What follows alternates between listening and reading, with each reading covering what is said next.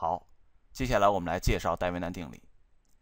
戴维南定理说的是这样一件事儿：如果有一个一端口的网络，它里面呢可能包括独立源、线性的电阻、线性的受控源以及它们的各种复杂的组合，那么它一定能够被等效成为一个串联的连接。这个串联的连接是什么呢？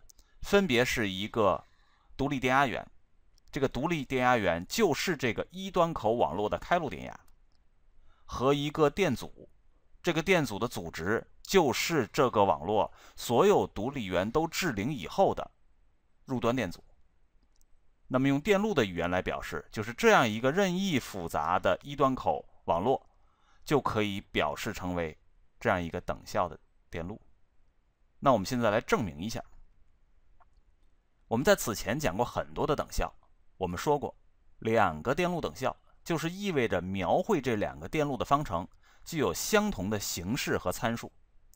我们想要证明左边这个电路和右边这个电路等效，那好吧，我们先写出右边这个电路的端口电压电流方程。对于这个电路来讲，肯定是用一个 KVL， 于是 U 是等于负的 Ri 乘以 I 再加上 UOC 的。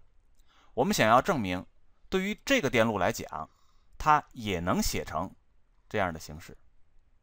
由于端口的电压上正下负是 U， 流出是 I， 那么于是呢，我们完全可以在这个端口上就接一个电流源，这个电流源的值就是 I。 我现在要求电流源上的电压是多少？那我们上一讲讲了叠加定理，我们现在就用叠加定理来求解这个问题。我们怎么用叠加定理呢？我们分成两步。第一步是里面的所有独立源单独作用，外面这个电流源不作用，于是我们就得到了。另外一部分呢是外面这个电流源作用，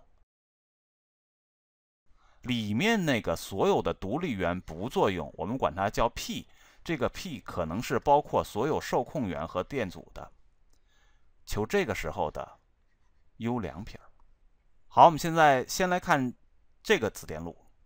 对于它来讲 ，U 一撇是什么呢？可不就是原来这个电路的开路电压吗？我们现在来看第二个子电路。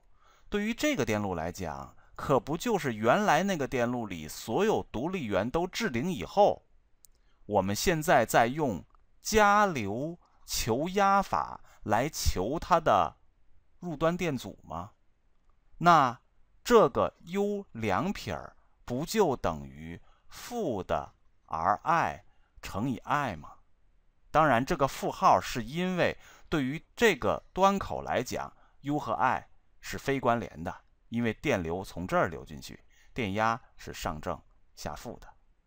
所以我们接下来用叠加定理把二者结合，于是就得到 U 是等于 UOC 减去 Ri 乘以 I 的。你发现了吗？这个表达式和这个表达式是具有相同的形式和参数的。于是我们就证明了这个电路是等效为这个电路的。我们在这里加的是任意值的电流源，也就是说，对于任意一个值来讲，这都是成立的。所以这个等效是对于任意值来讲都是成立的。那么我现在来布置一个思考题。